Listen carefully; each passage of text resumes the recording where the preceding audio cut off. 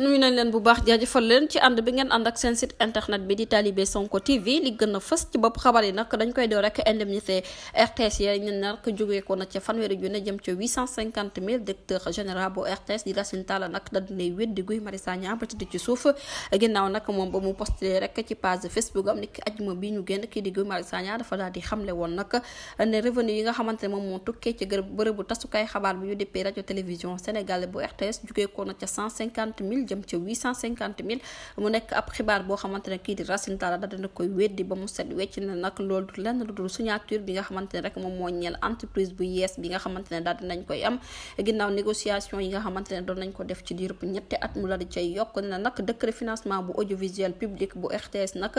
attanul sax charge yi nga xamante ne rek moom lañ ko daal di jox moom nag Racine Talla ma ngay daal di dëggal rek que ne accord bu nu mel dafa ñeel liggéeykat yi fa nekk waaye amul xaaj yi ak senn ba tax na nag ne kii di Guy Marius Sagna nag bii mooy yoon bu njëkk rek mu daal di joxe xibaar boo xamante ne rek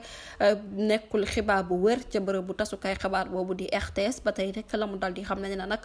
dafa waroon a ñëw ci moom wala mu laaj directeur général bi ngir mën a am nag yeneen i xibaar laata rek muy bind kaddu yu nu mel ba tey rek xibaar bi nga xamante ne rek moom moo ñeel douane bu RTS kii di Racine Talla nag jamono ji daal dina yëkkati ay kàddam ne moom directeur général bi ne nag dafa signé woon benn accord ak ab entreprise boo xamante ne rek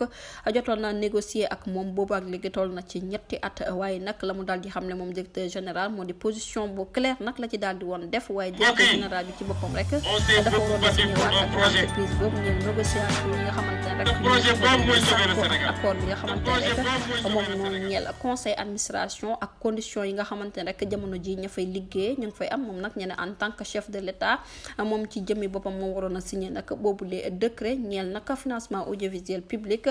ba noppi rek yokk seen koom-koom gi waaye nag nee na dikki ñaar fukki fan ak juróom-ñaar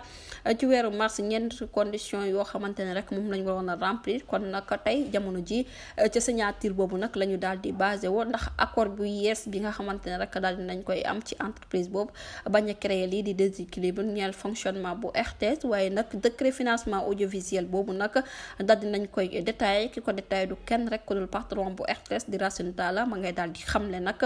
nee na nag indemnité yu bari rek daal dinay juddu ca boobu léekat ñeel accord entreprise bi bu ci mel ni indemnité de transport maanaam daal joxe transport bu ñu fay liggéeyee ak revaloriser lépp loo xamante ne seen indemnité ñeel seen logement fa ñu dëkkee ak la ñuy solo ak prime de risque yi ak indemnité yi nga xamante ne rek présentateur yeeg présentatrice yëpp war nañu koo am moo nekk nag seen responsabilité nen la daal kii di Guy Marius Sagna daf leen waroon a laaj ba noppi jërë ngeen jëf ci teewlu bi bu leen fàttee abonné bés cloche de notification yi ngir mën a am yeneen i xibaar